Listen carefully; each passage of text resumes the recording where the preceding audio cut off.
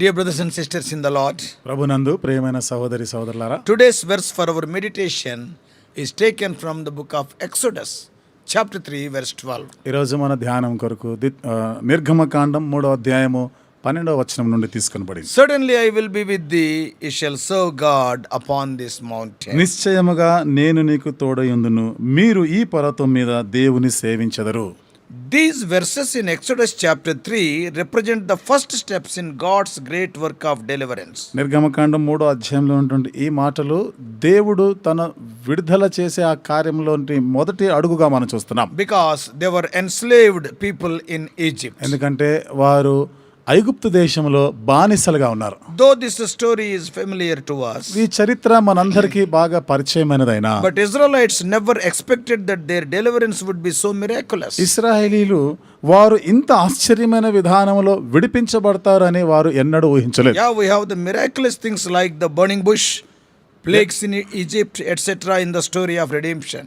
వారి విమోచన ఈ వృత్తాంతంలో ఆశ్చర్యమైనటువంటి సంగతులు ఉన్నాయి. మండుచున్న పొద, ఐగుప్తులోకి వచ్చినటువంటి భయంకరమైన తెగుళ్ళు, ఇలాంటివి ఉన్నాయి. Coming to the life of Moses, to whom the Lord spoke these words, మరి ఈ మాటలు ఎవరితోనైతే దేవుడు పలికాడో ఆ మోషే జీవితానికి మనం వస్తే, we all know how the first 40 years of Moses' life was. మోషే యొక్క మొదటి 40 సంవత్సరాల జీవితం ఎట్లా ఉండిందో మనకు తెలుసు. He was considered as the son of Pharaoh's daughter Bethiah. ఫరో కుమార్తె అయిన బెతాయా యొక్క కుమారుడుగా ఆయన పరిగణించబడ్డాడు. Her name is not written in the Bible. తన పేరు అంటే ఫరో కుమార్తె పేరు బైబిల్లో రాయబడలేదు. But the Jewish history says that her name is Bethiah. అయితే యూదుల చరిత్రలో రాసినారు తన పేరు బెతాయా అని. He was brought up in the royal palace as a member of the royal family. అక్కడ రాజకుటుంబంలోని వ్యక్తిగా రాజభవనంలో అతడు పెంచబడ్డాడు. He was skillful in all the arts and crafts of Egypt. ఐగుప్తు యొక్క సకల విద్యలలో ఇతను ప్రవీణుడై ఉండెను. He enjoyed all the comforts and benefits what the world could offer.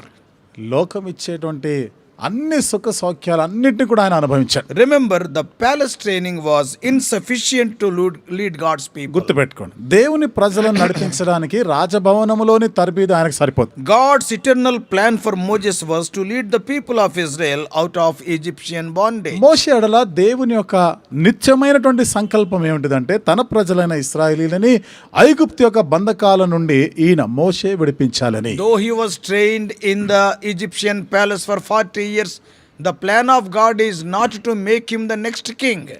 ఐగుప్తు యొక్క రాజభవనంలో ఉండి సకల విద్యలందు తరబీదు అయి ఉన్నప్పటికీ కూడా దేవుని ప్రజలను నడిపించడానికి ఈ తరబీదు లేదా తర్వాత ఇతడు రాజుగా అవ్వాలనేది దేవుని సంకల్పం కాదు. Yes, that's why we must be very careful in knowing the purpose of God for our lives. అందుకనే మన జీవితాల కొరకు దేవుని యొక్క ఉద్దేశం ఏమయ్యిందో అది ఎరిగే విషయంలో జాగ్రత్త పడాలి. Even his parents Amram and Jochebed, తన తల్లిదండ్రులైనటువంటి అమరాము యొకెబెదులు కూడా, when he was born, understood the same truth. అతడు పుట్టినప్పుడు ఆ సత్యాన్ని వాళ్ళు గ్రహించారు. They expected him to be the deliverer. ఇతడే విడిపించేవాడుగా ఉంటారని అనుకున్నారు. That's why they said that he was the proper child. అందుకనే వాళ్ళు చెప్పిన మాట, ఇతడు తగినవాడు. And they have not feared the commandment of Pharaoh. ఇక రాజు ఆజ్ఞకి అంటే ఫరో ఆజ్ఞకి భయపడక. I am reading Hebrews 11:23 for you. హెబ్రీయులకు రాసిన పత్రిక 11వ అధ్యాయం 22వ వచనాన్ని మీ కొరకు చదువుతున్నాను. Paul is writing, పౌలు రాస్తున్న మాటలు, by faith Moses, when he was born, was hid 3 months of his parents, because they saw he was a proper child, and they were not afraid of king's commandment. 23వ వచనం, మోషే పుట్టినప్పుడు అతని తల్లిదండ్రులు ఆ శిశువు సుందరుడై ఉండుట చూచి విశ్వాసమును బట్టి రాజాజ్ఞకు భయపడక 3 మాసములు అతని దాచిపెట్టిరి. In Telugu it is written as beautiful child, that is also true, but in English it is written that he is a proper child. తెలుగులో సుందరుడు అనే మాట రాయబడింది. నిజంగానే అతడు సుందరమైన వాడే. అయితే ఇంగ్లీష్ లో రాయబడిన మాట ఇతడు తగినవాడు అని రాయబడింది. To deliver the people of God. దేవుని ప్రజలను విడిపించడానికి తగిన బాలుడు. As godly parents Amram and Jochebed could see that. Amram యొకెబెదులు దైవభక్తి గల తల్లిదండ్రులుగా ఆ సత్యాన్ని వాళ్ళు గ్రహించారు. They sensed it. వారు దాన్ని గ్రహించారు వాళ్ళు. Therefore later in his sovereignty God sent Moses to Mount Horeb for another 40 years of training. అందుకని దేవుడు తన సార్వభౌమాధికారాన్ని బట్టి మోషేని మరొక 40 సంవత్సరాలు Mount Horeb. హోరేబు కొండ దగ్గర అక్కడ నడిపించాడు. And after training him there for another 40 years, మరొక 40 సంవత్సరాలు అక్కడ అతనికి శిక్షణ ఇచ్చిన తర్వాత then God appeared unto Moses in the burning bush. అప్పుడు దేవుడు మండుచున్న పొదలో మోషేకి ప్రత్యక్షమాడు. When Moses was feeding the sheep at Mount Sinai, Sinai పర్వతం దగ్గర మోషే గొర్రెలను కాస్తున్నప్పుడు the unseen God who was silently guiding his life for 80 years, అదృశ్యమైనటువంటి దేవుడు ఎంతో మౌనమైన విధానంలో 80 సంవత్సరాలుగా మోషేని నడిపించిన దేవుడు and made himself known to Moses. తనను తాను మోషే తెలుసుకునేటట్లు చేశాడు. The revelation of God in the burning bush showed that though this God is unapproachable, holy, he could dwell among earthly things without destroying them. మండుచున్న పొదలో ప్రత్యక్షమైనటువంటి ఆ దేవుడు ఎవడు సమీపింపరానిటువంటి దేవుడైనా కానీ మరి He could dwell among earthly things without destroying them. భూ సంబంధమైన వాటితో కూడా అంటే వాటిని ఏమాత్రం కూడా పాడు చేయడం నాశనం చేయకుండా వాటి మధ్యలో నివసించగలడు అని చూపించాడు. Yeah, because burning bush means bush is burning but it is not burnt. ఎందుకంటే మండుచు ఉన్నటువంటి పొద అని ఉంది. పొద మండుతుందే కానీ కాలిపోలేదు. Now the experiences Moses underwent in that wilderness were going to be necessary experiences for his future job. ఇప్పుడు ఆ అరణ్యంలో ఏ అనుభవాలు గుండా మోషే వెళ్తున్నాడో ఆ తర్వాత దేవుడు తనకు అప్పగించేటువంటి ఆ పని కొరకై అవసరమైనటువంటి ఆ అనుభవం ఆ తరబీదు అని గ్రహించాడు. Yeah, God enabled him to survey the wilderness area even before he called Moses as the leader. ఇక్కడ దేవుడు మోషేని ఇంకా నాయకుడుగా ఏర్పరచుకోక ముందే పిలువక మునిపే ఆ ప్రాంతం ఆ హోరేబు ప్రాంతం అంతా కూడా పర్యవేక్షణ చేయడానికి దేవుడు నడిపించాడు. This is how God trains us. ఈ విధంగానే దేవుడు మనల్ని కూడా The తరబీదిస్తుంటాడు. God who knew the ending from the beginning trains his children in his own way for the called task. అంతము ఆది నుండి ఎరిగిన దేవుడు తన పిల్లలు ఏ పని కొరకే దేవుడు పిలిచాడో ఆ పని కొరకు తగిన వారుగా చేయడానికి తగిన శిక్షణ తరబీదునిస్తా ఉంటాడు. Moses was fully acquainted with the geography of the desert. ఇక్కడ మోషే ఆ అరణ్యంలో అణువు కూడా ఆయనకు ఎంతో పరిచయమైనదైంది. ఇప్పుడు అంతా తెలిసిపోయింది. He cannot get this experience though he lives 100 years in the palace. ఇప్పుడు మోషే 100 సంవత్సరాలు రాజభవనంలో ఉన్నా కానీ ఈ అనుభవం అనేది అతనికి రాదు. In the area of the mounts Sinai and Horeb, మరి సినాయి పర్వతము హోరేబు పర్వతం దగ్గర ఉన్నటువంటి పరిస్థితి and he knew where all the wells were. ఎక్కడెక్కడ బావులు ఉన్నాయో అన్ని ఆయనకు తెలుసు. He began to know a little bit about the weather conditions. అక్కడ ఉన్నటువంటి వాతావరణ పరిస్థితులు ఎట్లా ఉంటాయో కొంత మేరకు మోషేకి తెలుసు. He learnt methods of survival in that wilderness. అరణ్యంలో ఎట్లా బ్రతకాలి అనే దాని కొరకు కొన్ని పద్ధతులు తెలుసు ఆయనకి. These were all to be helpful for him in the big project that God had for him in leading the children of Israel from Egypt to the promised land. ఇవన్నీ కూడా మోషేకి ఎంత సహాయపడ్డాయి అంటే దేవుడు తనకు అప్పగించే ఆ పెద్ద పని అంటే దేవుని ప్రజలైన వారిని ఐగుప్తు నుండి ఆ కనానికి నడిపించే దాని కొరకు ఉపయోగపడతాయి.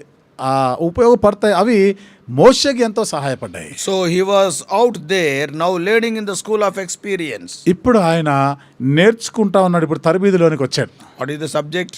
ఏమిటి అంశాలు ఏమిటి అక్కడ ఉన్నాయి? Wilderness or desert survival, which would prove to be very handy later.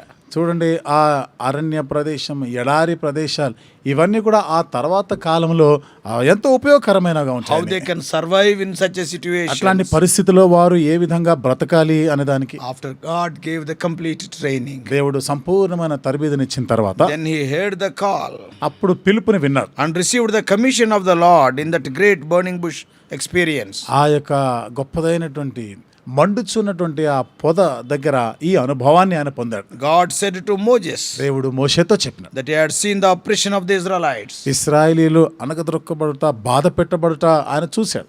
If you apply these truths to our own lives, మరి ఈ సత్యాలని మన సొంత జీవితాలకు అన్వయించుకుంటే some of us are oppressed by people. మనలో కొంతమంది ప్రజల చేత ఎంతో బాధించబడతా You ఉన్నారు. have been lied against. People said so many lies against you. ప్రజలు నీ గురించి ఎన్నో అబద్ధాలు చెప్పుంటారు. You have been rejected. నీవు You have తృణీకరించబడుంటావు. been hurt. నీవు గాయపరచబడుంటావు. You think nobody knows what I am going through. నువ్వు అనుకుంటావు కదా నేను ఏ పరిస్థితి గుండా వెళ్తున్నానో ఇది ఎవరికి తెలియదు అని. Nobody knows my pain and my hurt. నా బాధ నా గాయములు ఇది ఎవరికి తెలియదు అని అనుకుంటున్నావు కదా. But never forget that God is seeing you. అయితే దేవుడు నిన్ను చూస్తా ఉన్నాడు అన్న సంగతి నువ్వు ఎప్పుడు మర్చిపో. What God is saying, దేవుడు ఏమని చెప్తున్నాడు? I have seen your oppression. నేను నీ వారు శ్రమ పెట్టట నేను చూచితిని. Remember, he will send forth the deliverance. గుర్తుంచుకో విడిపించేవాడిని ఆ విమోచకుడిని ఆయన పంపిస్తాడు. Here, though Moses told many excuses, ఇక్కడ మోషే అనేకమైన సాకులు చెప్పినప్పటికీ God chose him only. దేవుడు అతనినే ఎన్నుకున్నాడు. I think it is always valuable that we have a sense of our unworthiness. చూడండి, నేను అనుకుంటా మనం ఎప్పుడు కూడా మన అయోగ్యత గురించిన ఆ స్పర్శ కలిగి ఉండడం అవసరమే, మంచిదే. Yes, but at the same time, అయితే అదే సమయంలో see, when God calls us, we should never say no. దేవుడే మనల్ని పిలుస్తున్నప్పుడు కాదు, వద్దు అనకూడదు. Yeah, when Moses expressed his unworthiness, మోషే తన అయోగ్యతను గురించి then వ్యక్తపరిచినప్పుడు God gave him a wonderful promise. అప్పుడు దేవుడు అద్భుతమైన వాగ్దానం ఇచ్చాడు. That is Exodus 3:12. అదే నిర్గమకాండం 3వ అధ్యాయం That is the 12వ promise వచనం. for our meditation today. నేటి దిన ధ్యానం కొరకైనటువంటి మాటలవి. He said that, ఆయన చెప్పిన మాట, certainly I will be with you. You will surely serve God upon this mountain. నిశ్చయముగా నేను నీకు తోడయుందును, ఈ పర్వతము మీద దేవుని సేవించెదరు. The mountain is Sinai. ఆ పర్వతమే సినాయి పర్వతం. There only he received the 10 commandments later. అక్కడే ఆ తర్వాత కాలంలో 10 ఆజ్ఞలు పొందాడు. See, God is telling what is going to happen. చూసారా, దేవుడు జరగబోయే దాని గురించి ఇక్కడే చెప్తున్నాడు. Oh Moses, though you are going to lead the people of Israel, only this is the way, in this way only you have to go. మోషే, దేవుని ప్రజలని నువ్వు విడిపించి నడిపించుతావు కదా, ఈ మార్గమే, ఇక్కడి నుంచే నువ్వు వెళ్ళవలసి ఉంది. Horeb and Sinai are in the same mountain range, very close to each other. Horeb, Sinai పర్వతాలు ఇవన్నీ కూడా ఒకటే ఆ ప్రాంతంలో ఉంటాయని పక్కపక్కనే ఉంటాయి, పర్వత శ్రేణుల్లో. In the fulfillment of this promise, ఈ వాగ్దానం నెరవేర్పులో later they built an altar upon the hill. ఆ తర్వాత ఆ కొండ మీద వాళ్ళు బలిపీఠం కట్టారు. And they offered peace offerings and burnt offerings. సమాధాన బలులు, దహన బలులు అర్పించారు. So from today's meditation, కాబట్టి నేటి దిన ధ్యానం నుండి please note that wherever God calls you, whenever God calls you for a work, దయచేసి గమనించండి, దేవుడు ఎప్పుడు నిన్ను పిలిచినా, ఏ పని కొరకు ఆయన నిన్ను పిలిచినా, don't get discouraged by seeing your shortcomings. నీలో ఉన్నటువంటి కొరతల్ని చూసుకొని నిరుత్సాహపడొద్దు. Knowing fully about you, God calls. నీ గురించి పూర్తిగా తెలిసి, అంత తెలిసే కదా దేవుడు నిన్ను He will పిలుస్తున్నాడు. equip you to fulfill the task for which He has called you. ఏ పని కొరకు నిన్ను పిలిచాడో ఆ పని సంపూర్ణం చేయుటకు నిన్ను సాయుధుడుగా చేస్తాడు. God needs your availability. దేవుడికి నీవు అందుబాటులో ఉండడం అనేది కావాలి. Even the place Jehovah Nissi is also very near to this mountain. యెహోవా నిస్సి అనే ఆ ప్రదేశం కూడా ఈ పర్వతానికి దగ్గరగా ఉంటుంది. Today we know that Moses was a very successful leader.